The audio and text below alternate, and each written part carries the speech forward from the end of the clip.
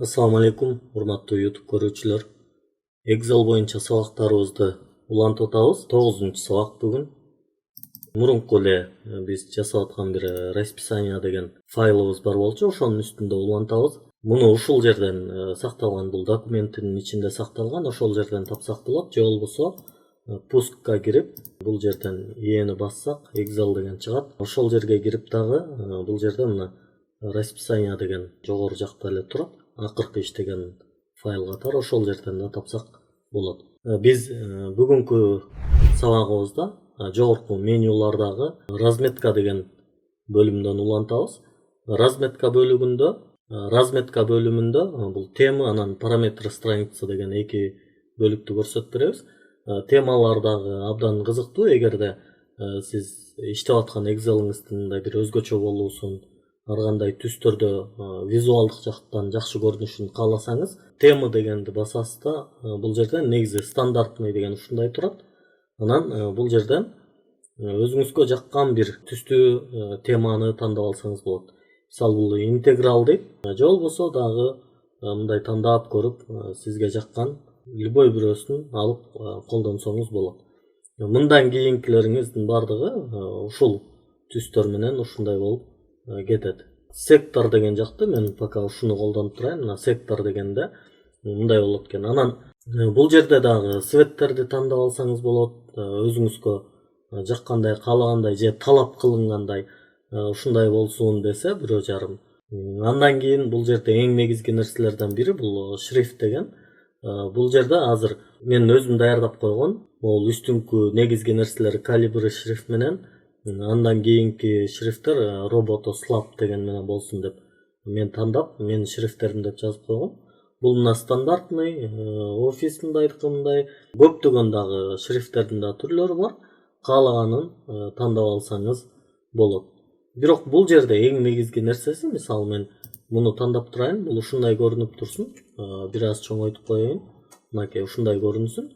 Шрифттен келип туруп, мына настроить шрифти деген жерге келип, шрифт заголовка дейт. Өзү эле айтып турат, мына баш жазуу, башкы жазуулар, бул темалар Times New Roman менен болсун. Анан шрифт основного текста дейт. Башка ички бой тексти дейт да. Ошол ички тексттери кандай болсун. Ошону кааласак, меники бул Windows кээ бир жерлери кыргызча болгон үчүн бул үлгүлөрүн да кыргызча көрсөтүп атат. Бул аябай кишини кубандырат. Бул жерден сиз каалаган нерселерди, каалаган шрифттерди тандап алып туруп, бул жагы калибры болсун, мындай болсун. Анан муну шрифттерим дегендей кылып өзүңүз ат коюп сохранить этип алсаңыз, шрифттерде мына өзүңүздүкү болуп калат. Бул мындай көрүнөт, бул мындай көрүнөт. Демек, өзүңүзгө жакканын, каалаганын кылып алсаңыз болот. Андан кийин бул болсо параметр страница дейт. Параметр страница эмне болгон учурда керек болот? Бул көбүнчө жасап аткан документиңизди кагазга чыгарууда, принтерден чыгарууда абдан керек болот. Ал үчүн эң эле биринчи бул ошол параметр страницада ориентация дегенге маани бериш керек. Ориентация эки эле нерсе бар. Книжный деген бар. Бул кадимки жана тикесинен A4кө тикесинен чыгарып берет. Альбомный деген туурасынан. Мына тикесинен кылып койсок, бул жерде сиздерге көрүнүп атабы, балким көрүнбөй калышы мүмкүн. E менен F'тин ортосунда бул жерде мындай үзүк сызыктар кетип атат. Ушул жерде ушундан ылдый карай келип, мынакей 49 менен 50нин ортосунда бул жерде бүтүп атат. Excel'де ушундай болуп бир бет болуп көрсөтөт. Муну бул жерде мына просмотр печать дегенден да көрсөк болот. Мынакей биздики биягы толук көрүнбөй ушундай болуп калды. Ориентация альбомный болгондо карасак, бул дагы мына жекшемби толук батпай калды. Бир аз кичирейтебиз муну. Батты азыр. Эми муну просмотр печаттан көрсөк, мындай болуп көрүнүп атат. Демек, биз муну принтерден чыгарсак, бизге ушундай болуп чыгып көрүнүп берет экен. Андан кийин дагы буларды мындай туураласак болот. Широкий болсун.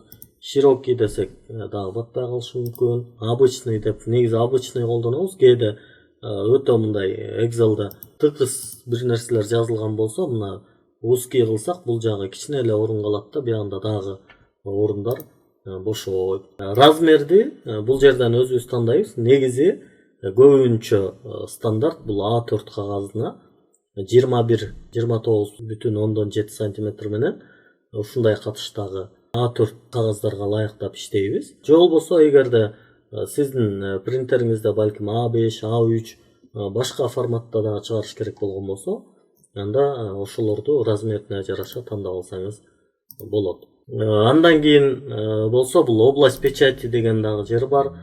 Бул көп кагаздарды чыгарып атканда керек боло турган нерсе. Анан дагы бул жерде бул разрывы деген бар. Вставить разрыв деп койсок, бөлүктөрдү көрсөтүп тура турган жери мындай болуп көрүнүп турат. Кагазга чыкканда көрүнбөйт, жөн гана иштеп атканда бизге көрүнүп туруш үчүн ушундай разрывдар керек болушу мүмкүн.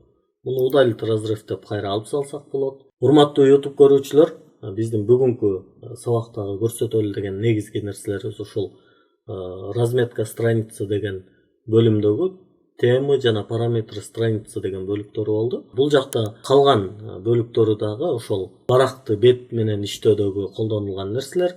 Бул жакта ширина, высота, масштаб дегендерди өзүңүз каалагандай кылып өзгөртүп алсаңыз болот. Бул сиздин колуңуздагы нерсе.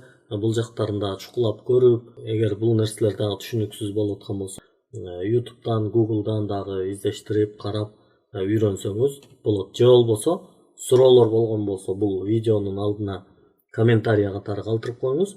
Биз сиздин суроолорго жооп берүүнүн аракетин көрөбүз. Көрүшкөнчө жакшы туруңуздар. Ийгилик каалайм.